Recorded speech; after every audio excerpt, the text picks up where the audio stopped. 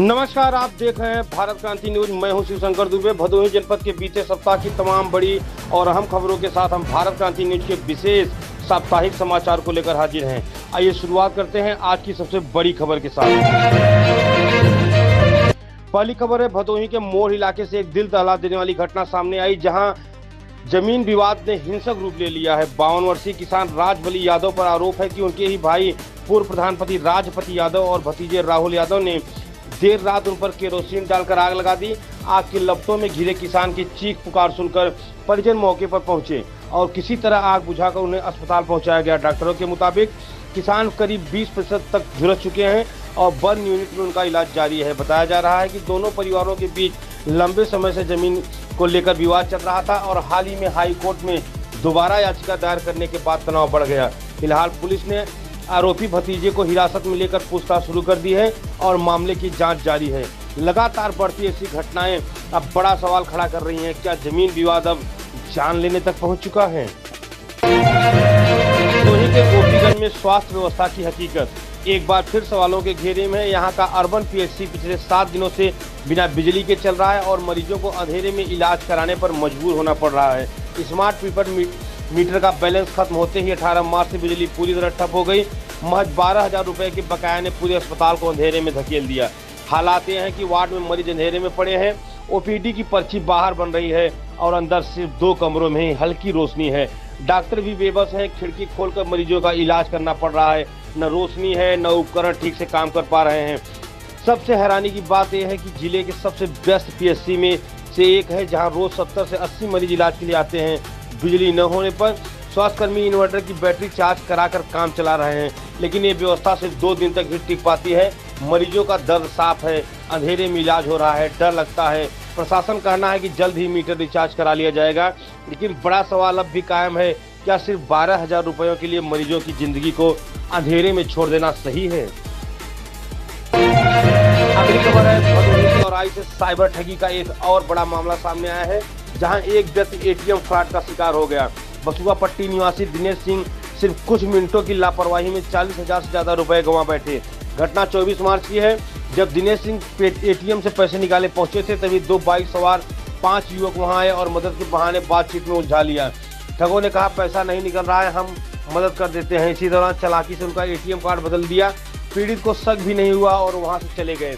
कुछ देर बाद मोबाइल पर मैसेज आया तो होश उड़ गए। 4 बार में 40,121 रुपए खाते से साफ हो चुके थे।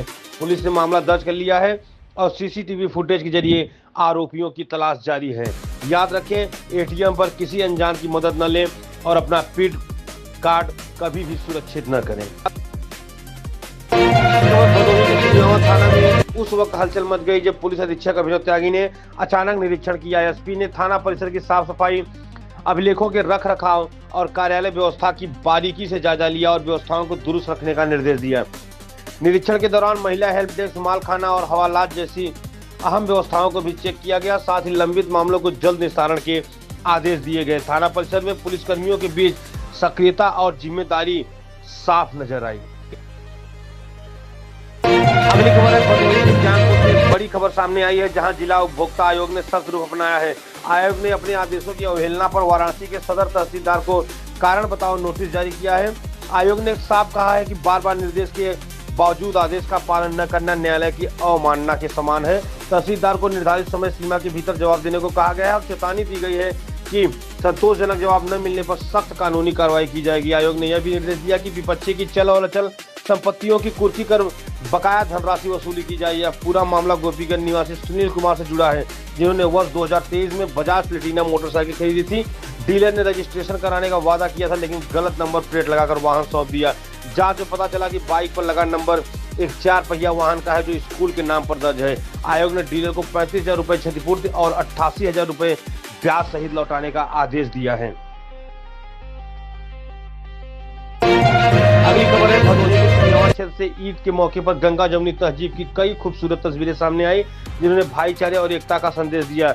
लागी बाजार में ईद की नमाज के बाद नमाजियों पर फूल की वर्षा कर स्वागत किया गया। लोगों ने गले मिलाकर आपसी प्रेम और सौहार्द का संदेश दिया। अगली खबर है, भदोही की दिशा में एक बड़ा कदम उठाया गया है। विश्व क्षय रोग दिवस के मौके पर 100 दिवसीय सघन टीबी उन्मूलन अभियान की शुरुआत की गई। इस अभियान का शुभारंभ विधायक दीनानाथ भास्कर और जिलाधिकारी शैलेश कुमार ने किया। कार्यक्रम में बताया गया कि जिले में के 546 पंचायतों में से 229 पंचायतों को अब तक टीबी मुक्त घोषित किया जा चुका है, जो कि एक बड़ी उपलब्धि है। जनप्रतिनिधियों ने कहा कि गांव स्तर पर जागरूकता बढ़ाकर टीबी जैसी गंभीर बीमारी को पूरी तरह खत्म किया जा सकता है। 100 दिवसीय इस अभियान के तहत घर घर सर्वे, जांच, मुफ्त इलाज और जागरूकता कार्यक्रम चलाए जाएंगे। प्रशासन का लक्ष्य है कि जल्द से जल्द पूरे भदोही जिले को टीबी मुक्त बनाया जाए। इन सभी खबरों पर फिलहाल और जमीनी खबरों के लिए भारत क्रांति न्यूज से मैं शिवशंकर दुबे।